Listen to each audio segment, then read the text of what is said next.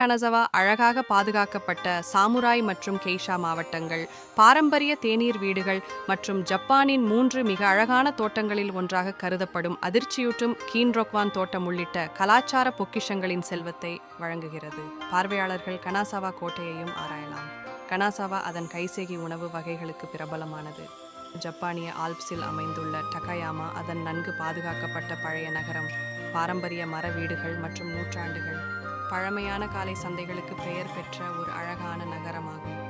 இந்த நகரம் ஜப்பானின் மிகவும் பிரபலமான திருவிழாக்கள், தகயாமா வசந்த விழா மற்றும் தகயாமா இலையுதிர் விழா ஆகியவற்றை நடத்துகிறது.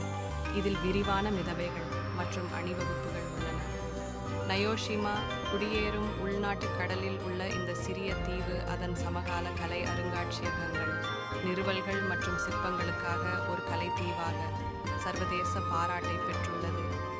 இதில் புகழ்பெற்ற கட்டிடக் கலைஞர் தடாவோ ஆண்டோ வடிவமைத்த வேனஸ் ஹவுஸ் அருங்காட்சியகம் அடங்கும். பார்வையாளர்கள் பைக் மூலம் தீவை ஆராயலாம். அமைதியான கடலோர நிலப்பரப்புகள் மற்றும் தனித்துவமான கலை சூழ்நிலையில் நினைக்கலாம்.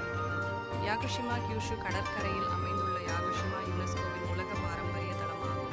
இது பண்டைய சிடார் காடுகளுக்கு பெயர் பெற்றது, அவற்றில் சில 1000 ஆண்டுகளுக்கும் மேலானவை.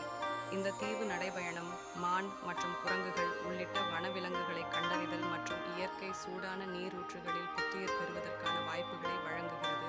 ஹயாவோ மியாசுகியின் அனிமேஷன் திரைப்படமான இளவரசி மோனோனோக்கின் அமைப்புகளை ஊக்குவிப்பதற்கும் இது பிரபலமானது.